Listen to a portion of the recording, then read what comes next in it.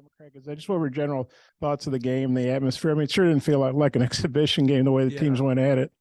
Well, I thought, probably the difference in the game was our turnovers. Having 20 turnovers, I thought like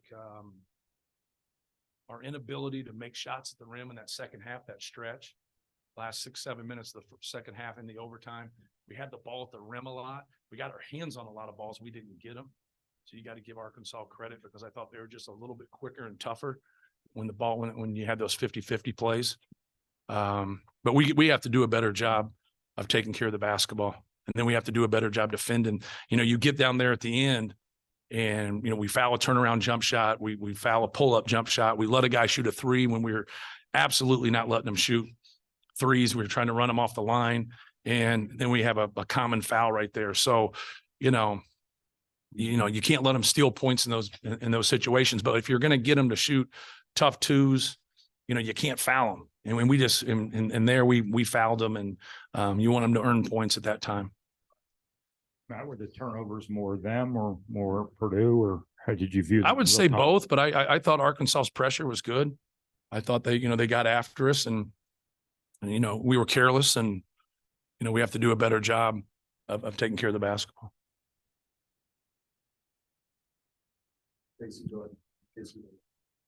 Matt, what did you see in the limited minutes with Heidi, Wadell, and Miles? Yeah, that's really hard because I'm trying to get them all, minutes, and it's not fair, right?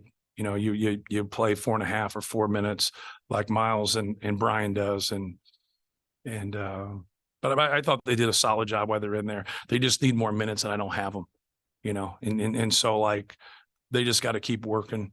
And when they do get opportunities, because of foul trouble, or they start to move past somebody, then I think that's the key. The key is trying to, know what you're doing as a true freshman or a redshirt freshman in those situations. And Brian's obviously been out, redshirted, and then he obviously got hurt. But it's a tall task right there for those guys to be that productive when they don't get very many minutes. Coach, what were your impressions of Trevin Brazil, number 2, and just how do you think he impacted the game? Yeah, good player. Obviously, he hit those 2 threes, and stretched us out. But no, he plays hard and competes, and he's got good athleticism and good length. If he can have the combination of a rebounder, a defender, and a guy that can stretch the defense, I think that can really help them. Especially, they have a lot of interchangeable pieces. They have good size, but like they have just about 4 or 5 guys that are all 6'4", 6'5", can handle it, can drive it, can guard, and cause havoc. They're going to win a lot of games, especially here. What did you see defensively from Arkansas on Zach inside? Well, I thought we did a poor job, our other guys, of delivering the basketball to him, And, we've had games like this where things don't get called, and you got to play through it. It's life on the road. There's nothing to, you got to be able to establish position, and you got to be able to deliver the basketball to them. But, I like their aggressiveness. I like, if you're going to like come at us, and you got to have, especially at home, like that game's different probably on the road or a neutral game in terms of how they went about it. But like it got loose, and I thought they did a good job of really hawking the basketball and then holding their low guy against him. Like then now they're really trying when we throw the basketball to come in there. Got a lot of good shots. Like he opens up a lot of things for other people. And, we made some threes there in the second half, but in the first half, you have 0 assists, 11 turnovers. Like, you got to do something, and we didn't get a whole lot done. We're very fortunate to only be down like we were, at halftime. Yeah, I walked in late. Apologize if this was already brought up, but you good. mentioned the 3-pointers that you guys made in the second half. I mean, how much does that kind of play with the 0 assists and that number kind of turning up? And when you guys are making the shots, that just kind of makes everything feel easier offensively. Yeah, we probably had, passes. We did have passes in the first half where guys are open and they miss them, and it just doesn't go down. The one thing when you answer questions after a game and you haven't watched it, are those being closely contested? Are they wide open? It's hard to kind of, especially like in chronological order, when you guys ask questions, it's hard to kind of process and see, like, are we getting a quality shot?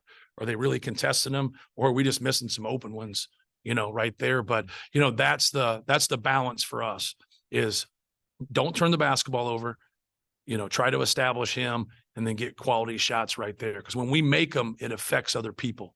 And now they have to change. When it doesn't, people just live with it. But we're a pretty good offensive rebounding team, as you see. We have 14 offensive rebounds. They have 1. And so keep having chances for offensive rebounds. We can't rebound a turnover. You guys can use that line if you want.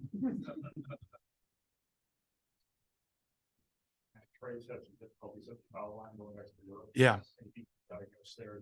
No, he's been putting in time. He's been working.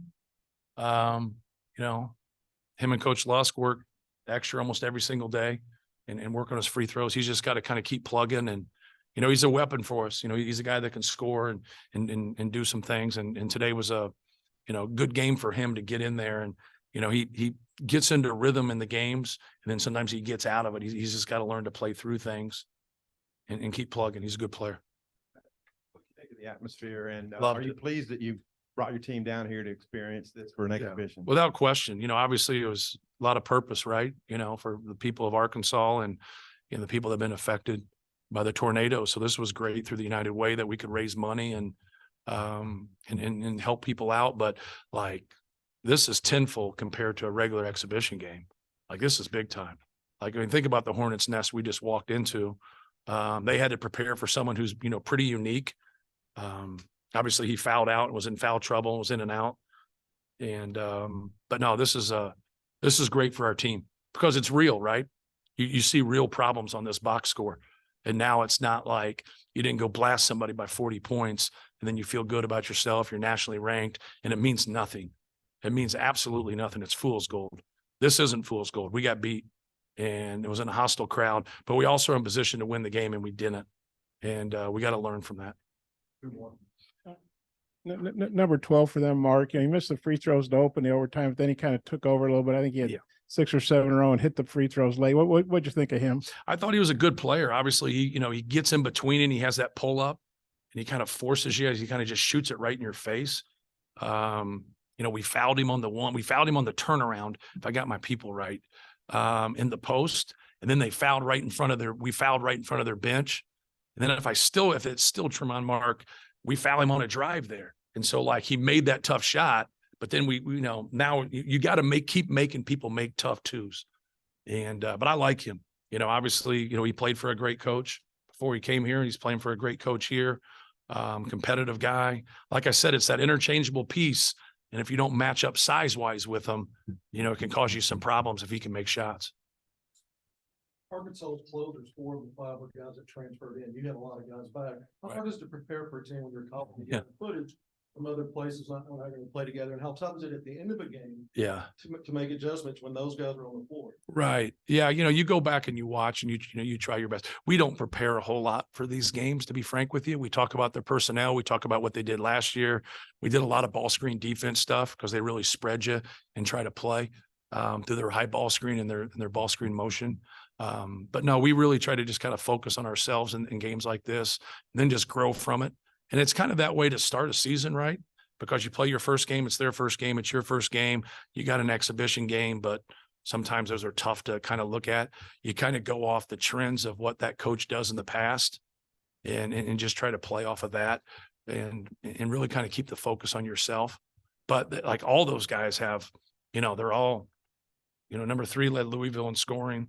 Chandler Lawson, obviously is a good player. You can go right down the list. They're all Khalif Battle, I think he averaged 17 at Temple. Like you can keep going, right?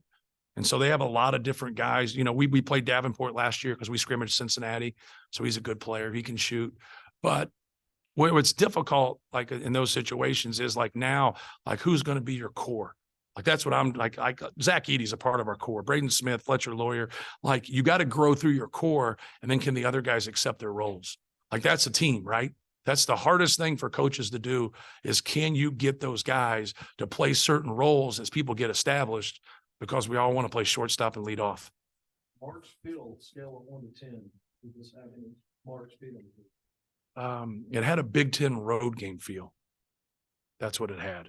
Like I've never come in here and played. We've never been here before, but we've led the nation in attendance since 1976. All right. So we walk into that every single game. Every single game. I don't know what it is in the SEC. I watch on TV. I don't watch in person, but like that's the Big Ten environment right there. And obviously I know through Arkansas and through, you know, the tales through Coach Katie, because Coach Katie was here with Eddie Sutton. So he always loved the people of Arkansas, always loved the fans and how passionate they were. And I know the fans here love their basketball. Thank you, guys. Thank you.